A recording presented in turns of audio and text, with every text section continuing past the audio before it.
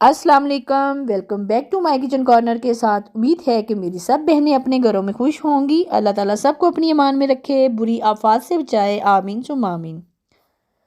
जी तो जनाब, आज खाना पकाने से थोड़ा हटकर वीडियो है और आज मेरे किचन कॉर्नर में वाफर मकदार में मटर आ गए थे, जिनको सेव करना भी बहुत ज़रूरी होता है। और वैसे तो हर घर में डिफरेंट तरीके से सेव करते हैं, जिस तरीके से मैं सेव कर रही हूँ मैं वो शेयर कर रही हूँ। और यही मटर जो है ना जनाब, आज से 1.5 महीना पहले 15 दिन पहले उतने के 1 kg आते थे। और आज मैं उतने के जितने के 1 kg आते थे उतने में ही 5 kg लेके आई हूँ। इसका मतलब है कि मटर बहुत सस्ते हुए हुए हैं। जिसने सेव करने हैं ले है और ला के सेव कर ले, ठीक है। और मटर करेले हो गए, ये चीज़ें कुछ सब्जियां ऐसी होती हैं जिनको हम सेव इजीली कर सकते हैं और खा सकते हैं 2 महीने 3 महीने के लिए। 6 महीने तक भी लोग रख लेते हैं, पर कोशिश करनी चाहिए कि जो मौसमी सब्जी है मौसमी रज रज के खाएं। उसके बाद अगर सेव की भी है तो उसको जल्दी ख़त्म कर देना चाहिए। मैं इस हक में नहीं कि बहुत लंबे अरसे तक सब्जियां जो है ना फ्रीज़ की जाएँ। और करेले हो गए, मटर हो गए, करेले और मटर दोनों को मैं जिस तरीके से सेव करती हूँ एंड तक बहुत अच्छे फ्रेश रहते हैं। कलर भी उनका वैसे ही होता है, टेस्ट भी उनका वैसे ही होता है। उसके बाद जनाब ये है कि मटरों वाले चावल हो गए, मटर पुलाव हो गया, मटर आलू मटर हो गए, कीमा मटर हो गए। उसके बाद डिफरेंट जो है चीज़ों में मटर डलते हैं, डिफरेंट पास्ताज में डल गए। और उसके बाद अलहदा हो गया जी, सैलड में डल गए। तो आज सेव करने का तरीका मैं बता रही हूँ। सबसे पहले जो है ना हमने साफ़ साफ़ मटर ले लिए। मतलब साफ़ मटर के ये है कि जो बिल्कुल एक पतरी टाइप मटर होते हैं वो अपने बिल्कुल नहीं लेने। अगर ले भी लेंगे उसमें निकल भी जाएंगे। तो जब हमने मटर धोने हैं ना, धोने का मैं बताती हूँ। जब हमने ये मटर निकाल लिए हैं, निकालने के बाद इसको जब खुले मुंह वाले बर्तन में पानी डाल के हम इसको धोएंगे। जब आप ये चेक कर लें धोएंगे तो जितने भी फालतू मटर होंगे, मतलब कि जिनके अंदर कोई रेशा नहीं है, कोई पल्प नहीं, कुछ भी नहीं है, वो मटर ऊपर आ जाते हैं। छोटे छोटे होते हैं। देखें माशाल्लाह कितने फ्रेश मटर हैं जो निकले हैं, धोने के बाद जो निकले हैं माशाल्लाह। हर मटर सेहतमंद है। इसमें कोई भी मटर ऐसा नहीं जो गंदा हो। साफ़ कर लेने हैं। उसके बाद ये है कि पानी वाली देगची में, खुले मुंह वाली पानी वाली देगची लेनी है। उसमें 1 टीस्पून जो है ना हमने टेबल स्पून डालना है नमक। 2 टेबल स्पून हमने चीनी डालनी है। 5 किलो मेरे पास मटर हैं, उसमें मैंने 1 टेबल स्पून डाला है नमक और 2 टेबल स्पून इसमें चीनी डाली है।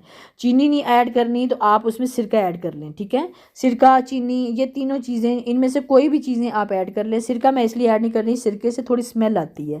जब मटर पकाओ तब भी स्मेल आती है, जब फ्रिज खोलो तब भी स्मेल आती है। सिरके में थोड़ी स्मेल होती है। सिरका चीज़ों की स्मेल दूर तो करता है, पर सिरके की अपनी भी स्मेल होती है। मैं सिरका बिल्कुल नहीं ऐड करती। सिरका भी ऐड करने से बिल्कुल फ्रेश रहते हैं मटर। जब तक हम 2 महीने 4 महीने 6 महीने खाएं उसका कलर भी ठीक रहता है और फ्रेश रहते हैं। अच्छा, मटर मैंने डाल दिए हैं, पानी फुल बॉयल हो रहा था। उसके जब मटर डाले हैं, आपने देखा होगा कि आस्ता आस्ता सारे मटर ऊपर आना शुरू हो गए हैं। मतलब कि 3 से 4 मिनट से ज़्यादा, 3-4 मिनट भी बहुत ज़्यादा है। आपने 2-3 मिनट से ज़्यादा जो है ना मटर बॉयल नहीं करने। आप डालेंगे जैसे मटर सारे ऊपर आ जाएंगे, साथ ही चूल्हा बंद कर देना है। इनको बहुत ज़्यादा हीट में नहीं रखना। उसके बाद ये है कि इनको मटरों को मतलब कि 3-3.5 मिनट, 2-2.5-3 मिनट ही मैंने बॉयल किए थे। टाइम तो खैर मैंने नहीं देखा, बस ये देखा है कि जब फुल बॉयल पानी हो जाना है हमने मटर ऐड कर देने हैं। मटर जब दोबारा पानी मटर ऐड करने से ठंडा हो जाता है पानी, दोबारा जो है ना वो सारे मटर नीचे से ऊपर आ जाएंगे हीट से। तो आपने फ़ौरन ही निकालना शुरू कर देना है। अब मैंने छानना ले लिया। छानना में सारे मटर आस्ता आस्ता करके डालती जा रही हूँ और माशाल्लाह इनका कलर थोड़ा सा चेंज हुआ है।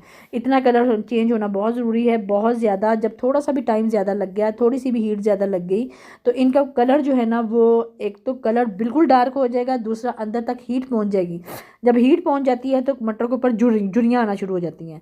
और आप इस तरीके से मटर सेव करेंगे तो हमारे मटर कम से कम 6 महीने तक बिल्कुल फ्रेश रहेंगे। दूसरी बात मैं आपको ये बता दूं कि इसी प्रोसेस से मैं इसके ऊपर पानी नहीं ऐड करती। एक दो दफ़ा मैंने जब भी पहले भी फ्रीज़ करती हूँ इनके ऊपर पानी ऐड करती हूँ। पानी ऐड करने से मटर सख्त हो जाते हैं।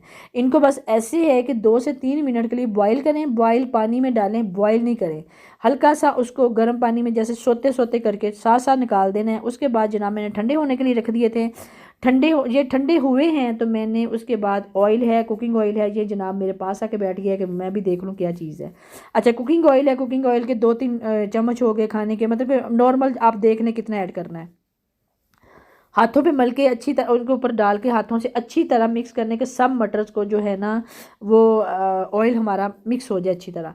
ऑयल लगाने का मकसद ये होता है कि मटर जितनी देर तक मर्जी रह लें ये इकट्ठे नहीं होंगे, ये आपस में जुड़ेंगे नहीं।